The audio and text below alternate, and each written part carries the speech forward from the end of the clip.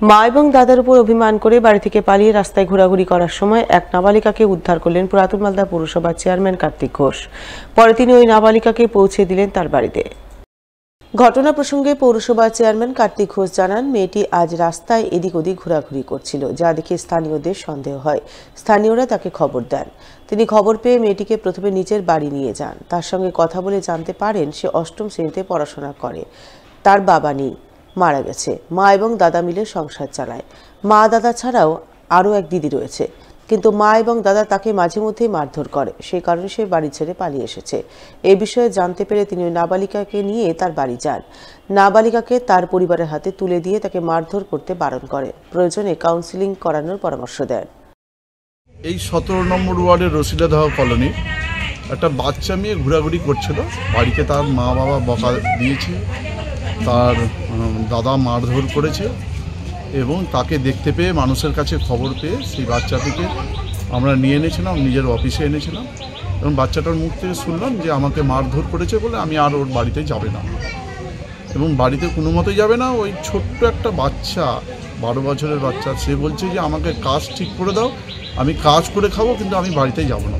তাকে অনেক বোঝানোর পর আমরা তার বাড়িতে এসেছি এবং আমাদের এখানকার স্থানীয় কাউন্সিলর শিবঙ্কর ভট্টাচার্য তিনিও আছেন, আমরা নিয়েছি এবং আমাদের কথা বলে তার মার সঙ্গে কথা বলেছি, তার পরিবারের সঙ্গে কথা বলেছি, মেয়েটিকে আশ্বস্ত করেছি এবং তাদেরকে বলেছি যে কোনো মতেই বাচ্চাটাকে মারবে না, মারলে যে কোনো মুহূর্তে অঘটন ঘটিয়ে দিতে পারে। ছোট শিশু, তাদেরকে কাউন্সেলিংয়ের দরকার এবং তাদেরকে আশ্বস্ত করেছি মেয়েটাকে বুঝিয়ে আমরা বাড়িতে রাখার ব্যবস্থা করি।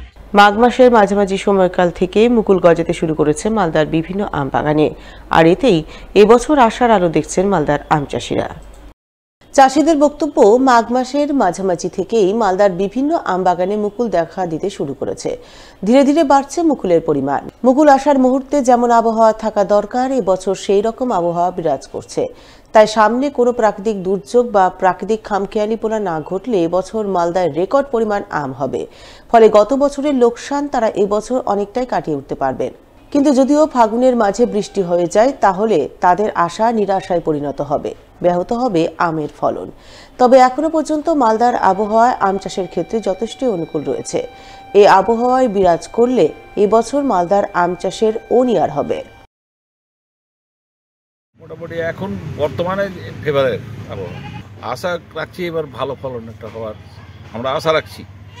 কেন ওয়েদার যদি বিটে না করে বা প্রাকৃতিক কোনো দুর্যোগ না হলে ফলনটা ভালোই পাওয়া যাবে মনে হচ্ছে। মাঘ মাসের মধ্যে হলে খুব ভালো ফলনটা হয়। বৃষ্টি আগে হলে, এখন বৃষ্টি হলে কোনো অসুবিধা নাই, কিন্তু ফাল্গুন মাসে বৃষ্টিটা হলেই অসুবিধা। ফ্লাওয়ারিংটা হয়ে গেলে বৃষ্টি হলে মুশকিল, তখনই নষ্ট হয়ে যায়, ফুলটা পচে যাবে। ফুল পচে যায়। সব স্প্রে করছি। কি স্প্রে করতে হচ্ছে? ওই ধরেন সাইফামাথিন টাইপের এগুলো, প্লাস বিভিন্ন ফাঙ্গিসাইড। এই যে কুয়াশা হচ্ছে, ফাঙ্গাস দিতে হচ্ছে, না দিলে মুকুলটা পচে যাবে, মুকুলটা কালো হয়ে যাবে। আমি নিজে চাষি, নিজের বাগান আছে, নিজের বাগান আমি নিজেই রাখি। এবার এখন পর্যন্ত যা পরিস্থিতি খুব ভালো। ওয়েদার যদি বিট্রে না করে আর ফুল অবস্থায় যদি বৃষ্টি না হয়, তাহলে আশা রাখছি ফুল ইয়ার বলা যাবে। গত বছর তেমন করতে পারিনি। বৃষ্টিতে অনেক নষ্ট হয়ে গেছিলো। ফুলের সময় বৃষ্টি হয়েছিল, দাম পেয়েছিলাম, কিন্তু ফলনের দিক দিয়ে আসতে পারিনি। এখন পর্যন্ত যা মুকুলের স্ট্যান্ড বা মুকুল যা বেড়াচ্ছে, তাতে ফুল বেড়াচ্ছে। কোনো চিন্তার কোনো ব্যাপার নাই। কিন্তু প্রাকৃতিক দুর্যোগ যদি ফাল্গুন মাসে না হয়, যদি বৃষ্টি না হয় ফুলের অবস্থায়, তাহলে আমরা ফুল আম পাবো।